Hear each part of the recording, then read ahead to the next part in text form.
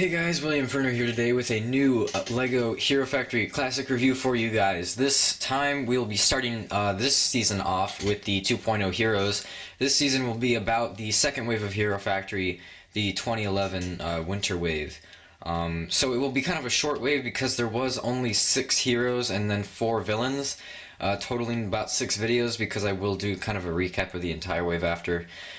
So yeah, we're just going to be taking a look at the 2.0 wave of heroes and discussing how big of an impact they had even if they weren't the best sets in the world. So first I'm just going to take you through, actually before I do that, I have to point out that the Ferno 2.0's bin is very, very messed up because I don't know why, but you know, being younger and I was getting into Hero Factory when these sets started to hit shelves. So what I did is when I got Ferno, I can't remember how I ripped the entire package, like entire art off the front of the bin, but I ended up doing that just to get the bin open because these things were kind of hard to get open until I realized I could just take like a little box cutter and slit it.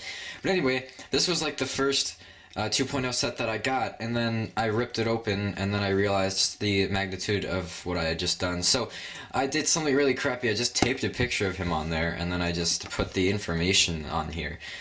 So I'm sorry if that annoys you because it's not a very good looking package. But anyway, I'm gonna just take you through what a standard package for one of these guys would look like. So we're just gonna be taking a look at Stormers here because he's the most complete package that I have that has the least amount of wear and tear on it. Of course, this is just like the bin that you would get the last wave of Hero Factory. You have the popping up H here, and these bins can stack on top of each other really well. Normally these would come with about 30 pieces, 31 pieces maybe, and they would retail for about $7. And so they were really nice sets for 30 pieces, and on the back you could just see the combiner models that you would combine with another hero. In Stormer's case it would have been Breeze. So opening it up, I just have a few parts in there because I have some of his parts for like mocking and stuff, as you guys might see my Stormer version in my movies. So in standard instructions it's just like we normally would have today, except you'd have a code that you would use to go and get characters for the games. And then normally these weren't too long, and in the back they featured like nothing. So yeah, that's basically what standard packaging would look like for the 2011 wave of heroes, which would be 2.0. But now we're actually going to get into the set. So I'm actually going to split this up into 3 parts since there's 3 different types of heroes involved in this. We got the taller hero, and then we got the heroes with the ice blasters, and then we have the heroes with 2 hands, because they're all different types of heroes. So I'm just going to be taking a look at them and just the different variations that we get throughout. Okay, so here we have the first little group of heroes, I guess, Breeze and Surge. The reason they kind of were defined, or they stand out from the other heroes, is because they both have 2 hands. And I know that's kind of a silly thing to point out, because mostly the sets nowadays, they do have 2 actual hand pieces. But back when CCBS was just starting, the heroes did not always have 2 realistic-looking robotic hands. So these 2 sets were the only ones in the 2.0 to actually come with 2 actual hand-looking hands. And Surge and Breeze, obviously green and blue, their color schemes did actually differ from the original form. As you can see, Breeze kind of took more of that reddish-orange color, or I guess it would just be flat red, and you added a little more gunmetal. Surge actually changed from more of a yellow to more of a lime green, and added a little white in for his 2.0 plate. These heroes, each hero in 2.0 came with a respective 2.0 plate to their character. As you can see here, Breeze and Surge, they would be in a different place on each of them. Now, Surge is unique because he actually is the only one to have a 2-handed gun. The gun fires ice, obviously, story-wise it does. And he's also, I mean, he's just unique in general. His headpiece reminds me of Kopaka's different scopes from Bionicle, if you guys know what I'm talking about. So I really like him. I think he's unique, and I think he stands out from the others. Same as Breeze.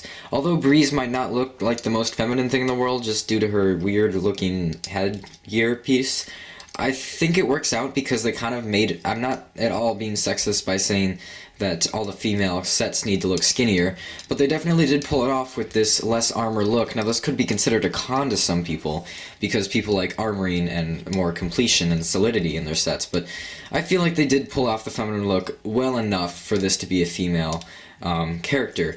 I also do like the addition of these weapons where you kind of hold them like this and you can kind of, I guess in terminology of these days, shake people. But yeah, basically you have a blade here and then a little blade and a saw back here. And also you do get just these two different weapons, which haven't been used in like forever. I don't think they're going to bring them back. I think they're old molds, but also just to differentiate here more, there is a spike here, so... Overall, Surge and Breeze are two very unique sets of the Wave, and I really like them, and I think they pull them off really well. Of course, the problem with all the Wave is that the LEGO didn't develop a huge stand-on back armor, so that's a problem with all of these sets. So, next, let's take a look at the next wave of characters. Next here we have the shorter characters, just like Surge and Breeze, but with Ice Blasters now. These are just one-handed characters. As you can see, they only each have one full, complete-looking hand. So they're all different from each other just because of color, obviously, but you can still tell that they're a team just because of the visors. You can tell because they just have this headpiece and the different visors and basically the same height, and you can also tell because they have the same sort of shield piece as their weapon. So it's really interesting to note that Evo is the only one to actually have armor on the arm in which his Ice Blaster weapon is on. As you can see here, Nex and Furno are very, very bare on their arms, and it's a weird design choice that LEGO decided to put armor on this guy's arm, but not Nex or Furno's. And that could be considered a con because, as you can see, these arms are very, very skinny and just nimble, and I think LEGO would have benefited from putting a little bit more armor on them. And of course, the back armor absence still exists, just like it does with the entirety of the wave. Evo is also unique because he actually features a color that now we're sort of used to, but back when CCBS was starting, purple was actually a really nice color to get. And we actually did get the Hero Core in purple and a Spike in purple and the regular sort of head Glatorian, not Glatorian, but you get what I mean. It's inspired by Glatorian, it's in purple. So he's also unique just because of that, and back then we really cherished that color. And he also has, it's the only weapon not to have any actual like ice-looking pieces in it. It's just two daggers. He also kind of reminds me of Pohatu with the little vents at his sides. So that's really nice. Also bringing back a yellow color is really nice because yellow has not been used very much in CCBS until Evo started to come out. Next, in his orange color, orange is a little bit more present in CCBS and buildable figures in general, but it's definitely not the most popular color. And then, of course, he has his little blade, this saw blade here, and of course the ice pieces, or lightsaber rods, if you want to call them that. And then he's also unique because he has the white again, and the plate with his name on it, and then he also has a spike. And I do like his secondary color of green. I think it works out really well with orange. I think it really complements the orange a lot. Then we have Furno 2.0, who also kind of switched his colors a little bit. Of course, he was with like an orange sort of color in 1.0, and now he's kind of moved over to that solid yellow. And then again, he is also the one with the spindly arm, and barely any armor. And he does have this silver plate here, which is upside down. And then we have, this is the only visor out of the wave other than Breeze's that I think looks really kind of funny. For the character. I could see why these are useful because they're like scopes and binoculars, but they look really, really weird on him. So he has the most odd-looking visor of all the heroes, in my opinion. And of course, the back armor issue still exists. Alright, so overall, I mean, compared with Surge and Breeze, these guys aren't really the most unique characters because they all sort of carry the same sort of weapon. Just differentiated with spikes and little details and such. But overall, I mean, they're pretty solid sets for the first CCBS heroes. So now we're going to take a look at the last one, which would be Storm. Alright, so here is Stormer, and the reason I saved this guy for last is because he's actually the tallest one out of them. This is when LEGO started to design larger bones or longer limbs on CCBS. As you can see, this one here is one of the first sets to include a CCBS limb. Actually, I mean, all of these sets were like the first sets to include any CCBS limbs. But this is the only one out of the heroes that includes a limb that's longer and heightened by the pin hole there. And we obviously will get longer, way longer versions of that in the years to come. But for now, this was a pretty cool piece because then people could make their characters a lot taller. Not a lot taller, but, you know, taller. And also, I just want to point out how much this also gives me that Kopaka scope feel. And I apologize if me comparing something that is Bionicle-esque to Hero Factory, if that really offends you. But to be honest, I don't apologize, because why are you offended? I'm only saying that because people have been offended when I say Bionicle in the same sentence as Hero Factory, and I can't really get past that. So, and of course, he also includes a very nice, unique weapon with the tubing back here melded with like a clear sort of color and this blue. I think it looks really, really nice, and he's honestly one of my favorite 2.0 heroes. So I really do like him. It's weird to note that like most heroes on the wave will only include size 5 or size like 3 or 2 armor. I think it's 3. Size 5 or size 3 armor is the most apparent in this wave. It is really rare that you actually find any size 4 armor at all. In fact, I believe that the only size 4 armor that we get in the heroes is this yellow right down here. I thought that was really interesting. Of course, we do get this shoulder piece too here with Surge and Evo, but that's not really the point, and also in green on Breeze. But that's not really the point. The point is Stormer is one of the better ones just because he feels more like a leader. Though story relevance wise, I don't know why they made him feel more like a leader, because story relevance wise, Furno actually is the leader after Season 1, so it's kind of interesting to see that. Overall, I have to set them back up. Alright, so overall, these sets are some of the most controversial sets of the Construction buildable figure system of all. And I will get into this more on my 2011 Winter Wave overview, but the reason being is that it introduced a brand new building system now known as CCBS, Creature Character Building System. And this was controversial to a lot of fans because in Bionicle they had a ton of different systems, but it all kind of fit into one. And it was just kind of like these rugged pieces that fit together in various different ways, but it all worked as one. And in the first wave of Hero Factory, that system still sort of stayed. They had this rugged look with tons of different parts and axles that you would shove together to make awesome characters.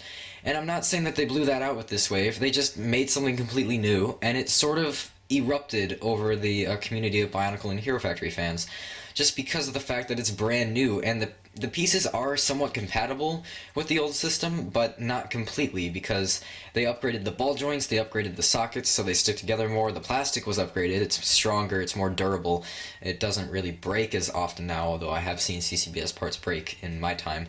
But overall, it was really controversial because I think a lot of fans came and a lot of fans left at this point, because the system kind of gave a simplicity to the entirety of buildable figures. And a lot of people didn't actually like that because it was better for younger audiences, but a lot of the older audience liked building things that were more intricate, that kind of challenged them at their skill level. And these sets, let's be honest, they aren't really challenging at all. If you get one, you have them all, just like with the original cloned Bionicle sets. But the point being is that they were just so different and so new, and you really had to you had to think it through whether you really wanted to commit to this system or if you didn't really want to at all because it's just too much or too different for you. And that might not be the problem at all. You just might not like the smooth and very solid look it has. You might like the rugged, dark colors of the old Bionicles. Or you might actually like this smoother, slicker colors and just overall parts for this. And another thing is that basically every part on these sets, except for maybe some spikes and Technic parts, or little Technic pins and axles. You get what I mean. Basically, every part on the set was like brand new. The torso piece, the torso armor, the limbs, the bones, the armor, the heads, the headgear, the shield pieces, the ice, not the lightsaber part, but basically a ton of brand new parts, which again just stunned people. It must have taken LEGO millions of dollars to make these, because I know it takes a lot of money to make a new mold. And these things are basically constructed of new molds. So it was honestly a huge leap for LEGO, and they took a huge risk setting up for what they would make in the future, which would soon become, Bionicle G2. I'm not saying that this is directly connected to Bionicle G2, I'm saying that this is what set the stage for what CCBS would become. And I think it's a solid wave because of that. I mean, no one knew it then, but CCBS would be used for many generations to come. And although many people do not agree with that, I think it's a change, and it's not exactly a bad one. And I think although it's getting a little old, LEGO is trying to mix it up best they can. Recently with the 2016 sets, they mixed it up by adding a torso with a waist that swivels, and they didn't add arm ball joints, so you can customize what you do with the upper half of the torso. And then last year, LEGO added gearboxes, which is of course nothing that we saw with these. These are just regular action figures, and although they do look solid as a team, they didn't have a lot going for them, other than the fact that they were brand new and LEGO was sort of testing the grounds for these new sets. I've talked a lot about this system, and I hope you guys can sort of understand what I'm trying to get at. CCBS is just a huge leap for LEGO, and this was what sort of started it all. I know I haven't talked about the villains yet, because the villains are more innovative sets. I will get into those later, but hopefully you guys enjoyed my review on the 2011 Winter Wave 2.0 Hero line of Hero Factory. If you guys have any questions or comments, leave them below, and I will see you guys next time.